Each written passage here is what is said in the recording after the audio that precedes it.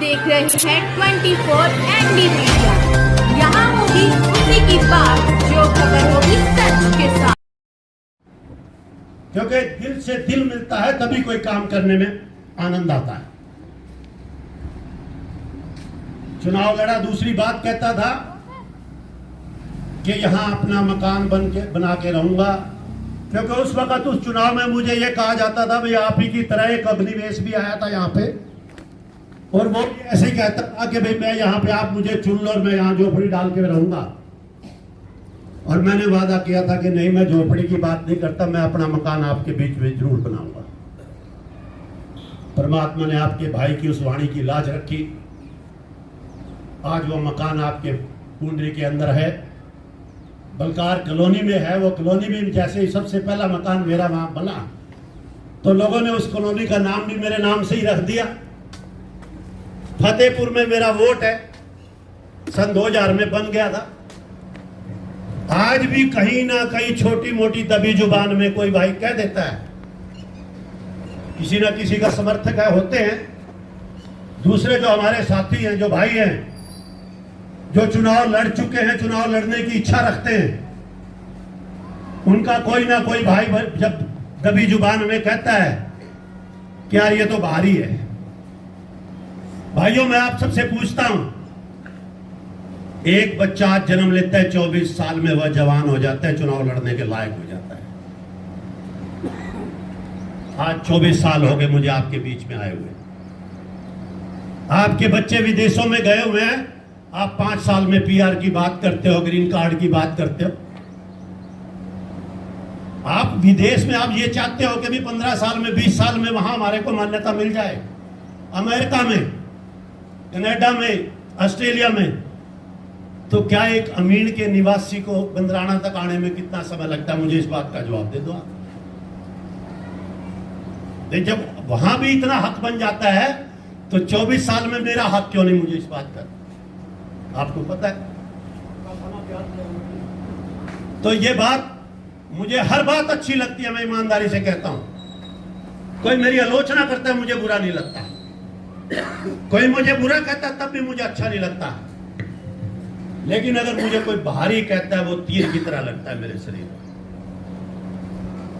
क्योंकि मैं उसके लायक नहीं हूं।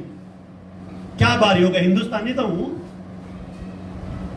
कितनी दूर है? जब मैं इस हल्के से चुनाव मैंने लड़ा 2000 में, खानपुर गांव इस हल्के का हिस्सा था। अब बता दो आप खानपुर से कितनी दूर है अमीन? तो जब इतनी दूर में हम जाके इतनी बड़ी मान्यता मांगते हैं तो कुछ भी नहीं है, फिर इस बात को भी हम छोड़ देते हैं। अभी पिछले चुनाव में 3 आदमी आपके बीच में आए, आप हिसाब लगा के देख लो, उनसे दूर का तो मैं हूं नहीं। इस बात का भी लगा सकते हो आप अंदाजा। आज 3 आदमियों ने, एक जींद का था, एक हिसार का था, एक सिरसा का था, क्या मैं उनसे भी दूर हूं? उनसे दूर तो नहीं। बताओ, अगर है तो बताओ, तो मेरा साथ दो। अच्छी नीयत से आया हूं, बहुत मान करूंगा, बड़ा भरपूर भंडार है मेरे पास मान करने के लिए। इंसान की इज्जत करने के लिए मेरे पास बहुत बड़ा हृदय दिया है परमात्मा ने। डर मुझे लगता नहीं किसी बात का भी, 1000 क्या 1,00,000 आदमियों में भी कोई भी बात सच्चाई से कह सकता हूं। घबराहट मुझे किसी बात की होती नहीं, क्योंकि मेरे अंदर कोई कपट नहीं है, छल नहीं। आजमा के देखो आप, अगर फिर भी किसी भाई को लगे तो आप बोलिए, बड़ी सभा में बोलिए। मैं अपनी कमी को महसूस करने वाला आदमी, अपनी कमी को मानने वाला आदमी हूं। कई भाई आज भी मुझे कहते हैं कि यार तू इतने दिन नहीं आया। मान ली बात आपकी, ईमानदारी से कहता हूं 2000 से लेकर 2014 तक जितनी मेहनत मैंने की है ना, यहां किसी भी प्रत्याशी ने, किसी भी कैंडिडेट ने नहीं की। उसके बाद जरूर मैं थोड़ा समय बीच में नहीं कर पाया, कोई परिस्थितियां होती है इंसान की। मैं भी आप ही की तरह से परिवार और बच्चों वाला हूं, मेरी भी कोई जिम्मेवारियां हैं उनके प्रति। जब मुझे यहां कामयाबी नहीं मिली, मुझे उनके लिए तो कुछ करना ही था। जब वो मेरे जरिए से इस धरती पे आए, परमात्मा ने उनको भेजा, तो मेरी वहां भी कोई जिम्मेवारियां थी। लेकिन आज मैं बिल्कुल निश्चिंत हूं, मेरे पास आज सिवाय आपके कोई दूसरी जिम्मेवारी नहीं है। तो मुझे बिल्कुल किसी तरह से भी कोई बात का, जो मैं अभी आपके बीच में मैंने एक बात कही कि मुझे डर नहीं लगता। क्यों डर नहीं लगता? कपट नहीं है, दोष नहीं है, किसी के साथ बेईमानी करी नहीं, और ये भी परमात्मा से डर के बोलता हूं। पूरे हिंदुस्तान के अंदर एक आदमी आके ये नहीं कह सकता कि बलकार ने मेरे साथ बेईमानी की है। पूरे हिंदुस्तान की बात करता हूं, चाहे खेल जगत की बात रही हो, चाहे व्यापार में बात रही हो, कोई कह नहीं सकता। हर वक्त परमात्मा से डर के रहा हूं, और ये बात कही है कि हे परमात्मा, मुझे 10 दिन भूखा रख देना, लेकिन मेरे सिर के ऊपर किसी का कर्ज मत देना। तो आप साथ देखे तो देखो एक बार, जो भी भाई जिस भी साथी के साथ जुड़ा हुआ है, किसी भी पार्टी के साथ जुड़ा हुआ है, मैं उससे प्रार्थना करता हूं कि आप एक बार मेरे साथ जुड़ के देखिए। छोड़ने नहीं दूंगा साथ फिर मैं अपना। इतना मैं अपने आप में समझता हूं कि मेरे साथ जुड़ा हुआ साथी मेरा जा नहीं सकता मेरे पास, क्योंकि मैं झुकने वाला इंसान हूं, लचीला इंसान हूं। अगर मुझसे कोई गलती होगी तो मैं 1 मिनट नहीं लगाता मानने में गलती को अपनी को। बड़ी सभा में अगर मुझे गलती हुई तो मैं माफी मांगने में भी कोई संकोच नहीं समझता, क्योंकि यहां तो मैं भी इंसान ही, भगवान तो नहीं हूं कि मुझसे गलती नहीं हो सकती। गलती मुझसे भी हो सकती है जब तो इसी तरह से आज जो मैं आपके बीच में आया हूं, 2024 का चुनाव आपके सिर पे 2 महीने का समय बाकी है। गांव दर गांव जाता हूं, लोगों से मिलता हूं, अपनी बात रखता हूं। इस बात का आपको अच्छे से अंदेशा भी है, अंदाजा भी है कि आने वाले चुनाव के अंदर कांग्रेस की सरकार हरियाणा प्रांत के अंदर बनने जा रही है। और इसी बात को, इस सरकार को बनता हुआ देख के आप सब हल्के के हर आदमी, 36 बिरादरी का भाई एक ही बात करता है कि कांग्रेस की टिकट ले आना, अब की बार नैया पार हो जाएगी। जैसे अभी राजू भाई ने कहा कि बोला टिकट ले आना, आजाद मत लड़ना। चलो मैं भाई की बात को सिर माथे रखता हूं, फिर आप मुझे गाली दिया करो, अच्छा आदमी मत कहा करो, मुझे गाली दिया करो, फिर वो मुझे अच्छी लगेगी। मुझे अच्छा कहकर मेरे ऊपर कंडीशन लगाते हो, किस बात की बताओ? एक तरफ तो कहते हो बलकार ठीक आदमी है भाई, अच्छा आदमी है, मिलने वाला है, आप ही तो कहते हो, मैं तो नहीं कहता। जब हर तरफ से एक ही आवाज आती है 36 बिरादरी के अंदर से कि बलकार ठीक आदमी है भाई, टिकाऊ आदमी है, अच्छा आदमी है, किसी का दिल नहीं तोड़ता, तो फिर मेरे ऊपर तो आपने ये कंडीशन लगा दी कि टिकट ले आ। फिर एक कंडीशन मैं आज आपसे लगवा के जाना चाहता हूं। फिर अगर मान लो किसी के, मैं खासकर रोड बिरादरी से कहना चाहता हूं, ये बैठे तो 36 बिरादरी के भाई हैं, फिर आप उसी आदमी को वोट देना जो टिकट लेके आए, चाहे किसी भी बिरादरी का हो। ये नहीं कि बलकार को तो आजाद नहीं लड़ाना, कल को टिकट आपको ना मिले तो बिरादरी का दूसरा भाई खड़ा कर लो, उसमें खुशबू बता दो मेरे से ज्यादा।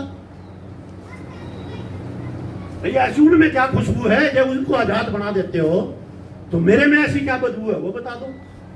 अगर मैं गलत हूं तो बता दो मुझे। जो आपने आज तक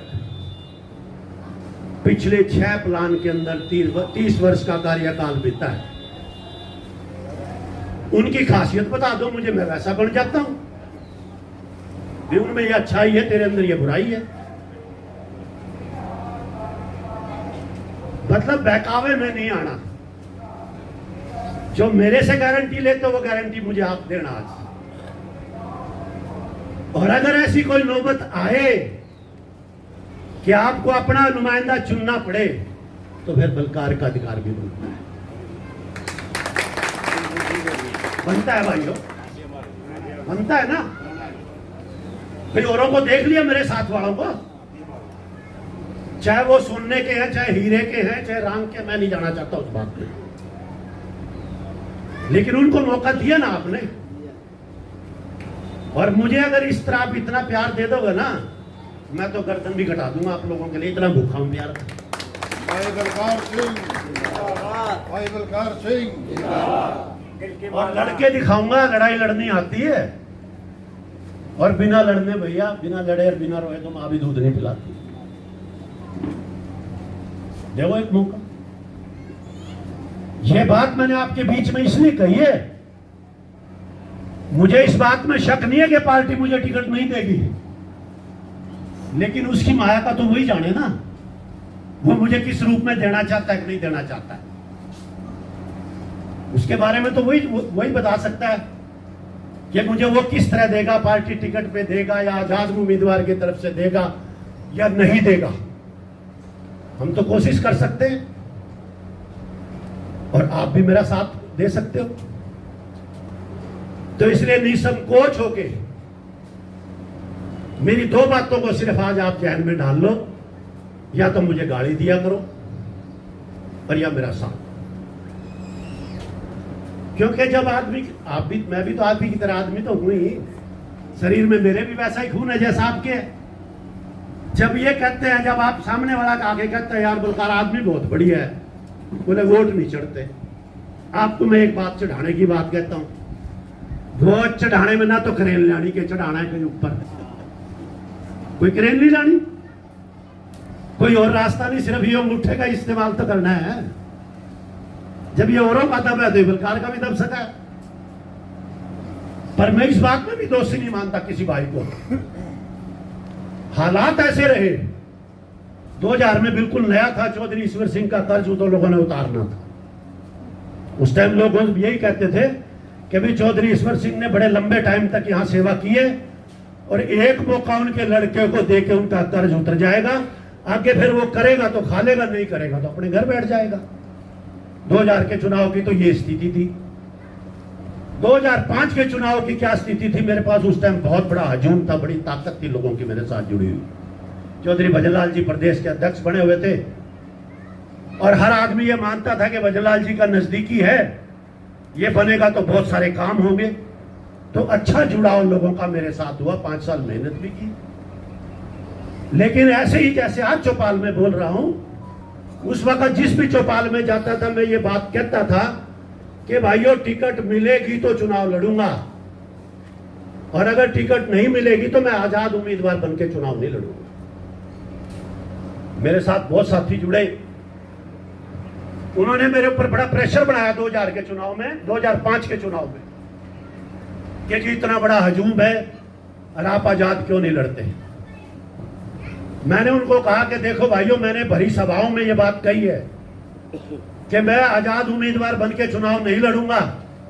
अगर किसी भी भाई ने खड़ा होकर ये सवाल कर दिया मेरे से कि आप तो ये जुबान दे के गए थे, आज कैसे आजाद उम्मीदवार बन के चुनाव लड़ रहे हो, तो मेरी नजरें झुक जाएंगी, जो मुझे अच्छा नहीं लगेगा। इसलिए मैंने 2005 का चुनाव लड़ा नहीं। अब बात आ जाती है 2009 के चुनाव की। 2009 में हरियाणा दलित कांग्रेस पार्टी बन चुकी थी, उसमें आपका भाई फाउंडर मेंबर भी था, क्योंकि पार्टी बनाने वालों में था। बिल्कुल चुनाव के नजदीक आके बहुजन समाज पार्टी से गठबंधन हो गया हरियाणा दलित कांग्रेस पार्टी का।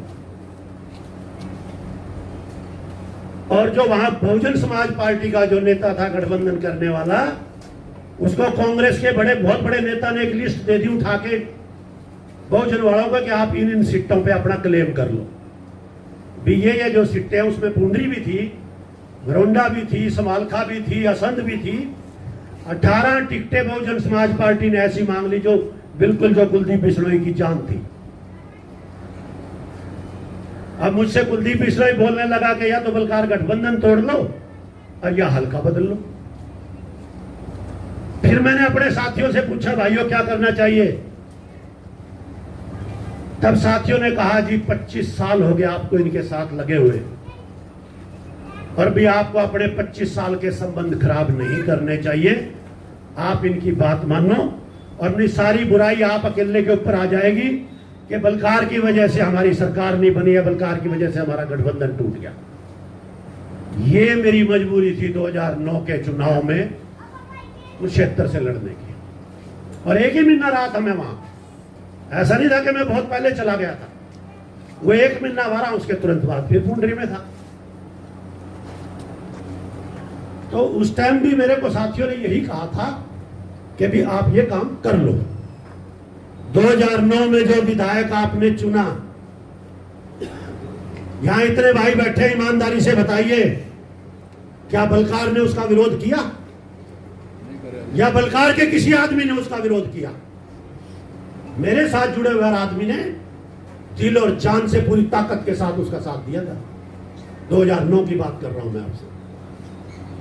2005 में मेरे साथियों ने, मैंने रणधीर गोलन का साथ दिया था। मेरी वोट बागसी मारिया पे गई थी। सच बोलता हूं, बिल्कुल धार्मिक स्थान पे खड़ा हूं, क्योंकि मेरी कोठी के ऊपर झंडा कांग्रेस पार्टी का था। मैं नहीं चाहता था कि मैं कल को कहीं भी सभा में मुझे मंदिर में भी घुसना पड़ जाए तो मैं कह सकता हूं कि मेरी वोट कांग्रेस पे थी। मेरे साथियों को मैंने बंधन में नहीं रखा। मैंने कहा कि ठीक है, आपको रणधीर गोलन अच्छा लगता है, पहुंच जाइए। ऐसे हालात मेरे रहे। कोई भाई किसी बात का इल्जाम नहीं लगा सकता कि बलकार ने वहां जाके इस तरह की ठगी करी, बेईमानी करी है, कोई वोट को इधर से उधर कराया, या चेहरा यहां दिखा दिया, वोटर को वहां कर दिया, जहां वोट डलवाया वहीं खड़ा हुआ दिखाई दिया। बेईमानी नहीं करी किसी के साथ भी। तो फिर आप लोगों के साथ बेईमानी क्यों करूंगा और किस लिए करूंगा ये भी बता दो। कारण तो पता लगे ना कि इस वजह से तू बेईमानी करेगा। मैंने कहा जिम्मेवारियां पूरी करके आए, सेवा की मन में है। हमारे अभी बलवान ने कहा कि भाई साहब को कोई लालच नहीं। क्यों नहीं मुझे लालच है? मैं तो कहता हूं मुझे लालच है भाई। लालच के बगैर तो इंसान कर्म नहीं कर सकता, कर्महीन हो जाता है। कर्म भी किसी ना किसी लालच में करता है। आज हम बच्चे पैदा करते हैं, औलाद पैदा करते हैं, उसमें माँ बाप का भी लालच और स्वार्थ होता है कि कल को हमारा नाम होगा, हमारा वंश चलेगा। मेरा भी अंदर भी लालच है, मेरे अंदर भी स्वार्थ है, लेकिन वो क्या है कि परमात्मा ने साधन संपन्न बनाया है।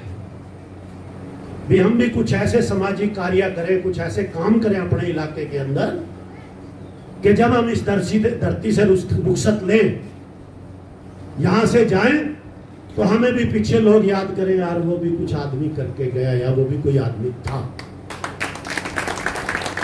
ये लालच है मन में। और लालच तो अगर चरित्र देखो तो भगवान भी सारा दिन कहता है ना, मेरे आगे वो तुम जोत जगाओ, मेरे आगे आरती उतारो। उतारते हैं ना हम खुश करने के लिए भगवान को, कि भगवान राजी हो जाए। आरती किसी तरह कई तरह की उतारते हैं, मालाएं चढ़ाते हैं, प्रसाद बांटते हैं, भंडारे करते हैं। तो बिना स्वार्थ, बिना लालच के इंसान कर्म नहीं कर सकता, घर में बैठा रह जाएगा। तो आप मेरा साथ दो। मुझे उम्मीद है इस बार आप जैसे भाइयों के बीच में से ये आवाज आती है कि यार सबको देख लिया, इसके साथ वालों को अगर ये टिकट लिया है तो इसको भी मौका दे देंगे।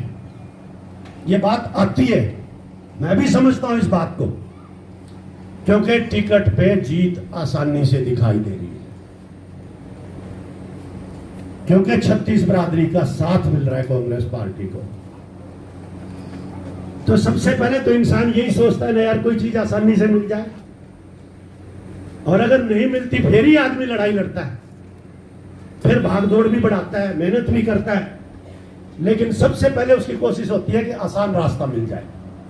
और अगर आसान रास्ते में रुकावटें पड़ जाती है, मान लो यहां से बड़ी अच्छी सड़क है, रास्ते में एक्सीडेंट मिल जाए, जाम लगा हुआ हो, तो आदमी फिर कोई पगडंडी से निकलता है कि इधर से निकल लो यार, इधर से निकल लो, ऊबड़ खाबड़ रास्तों से भी निकलता है फिर, लेकिन मंजिल पे तो पहुंचता है ना, मंजिल पे तो वो आदमी पहुंचता ही है। तो आपसे फिर मैं प्रार्थना करता हूं कि आप एक बार हमारा साथ देके देखिए। बिल्कुल निराश नहीं करेंगे 36 बरादरी के भाइयों को। और ये बात जो मैं 36 बरादरी कह रहा हूं ना बार बार आपको, ये मैं पूरी करूंगा, कोई भाषण वाली बात नहीं है। कोई कह देखे तो नेता लोग तो भाषण दिए करें, जितने भी है सभी देते हैं, 36 बरादरी करते हैं, लेकिन मैं दूंगा, क्योंकि आप मुझे विधायक चुनोगे, माना कि मैं एक विशेष जाति से संबंध रखता हूं, उसका हो सकता है मुझे ज्यादा सहयोग मिले, लेकिन कहीं से 1, कहीं से 2, कहीं से 10, कहीं से 5, 36 बिरादरी से मिलते हैं जब भी कोई एक नुमाइंदा बनता है। ये तो इतिहास आपके सामने है। तो फिर उतना हक भी उनका बन जाता है। कोई भी भाई है किसी को वोट देता है तो वह ये जरूर समझता है कि भाई इतना हक मेरा उसमें पड़ता है। किसी भाई के मन में, किसी भी भाई का साथी यहां बैठा हो, चुने हुए विधायक का, उन पहले वाले विधायकों का, या जो आगे किसी और के साथ जुड़ा हुआ है, एक रत्ती भर भी संकोच मत करना मुझसे खुल के पूछना। हर किसी भाई के मन में वो बाहर जाके कहे कि तू तो भारी है, अभी मुझे ही कह दे, अभी मुझे ही कह दे कि नहीं भाई तू तो भारी है, हम तेरा साथ नहीं देते। कम से कम मुझे ये तो पता लग जाएगा मैं कहां खड़ा हूं, वे कितना प्रेम मेरी भाई कितना करते हैं मेरे से।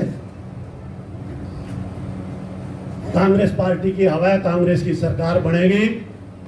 इस 30 साल की रवायत को छोड़ दो, एक बार पार्टी का भी बना के देखो, लाभ मिलेगा।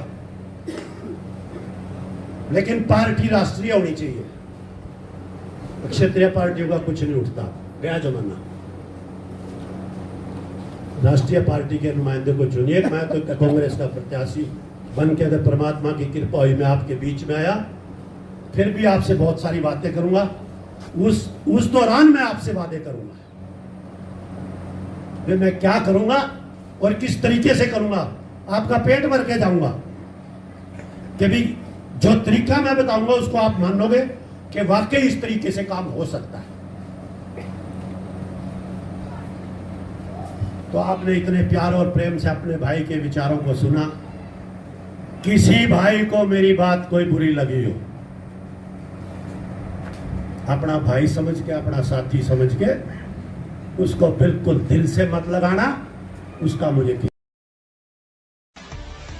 खबरों से जुड़ी हर अपडेट जानने के लिए हमारे चैनल को लाइक करें, सब्सक्राइब करें और ज़्यादा से ज़्यादा शेयर करें।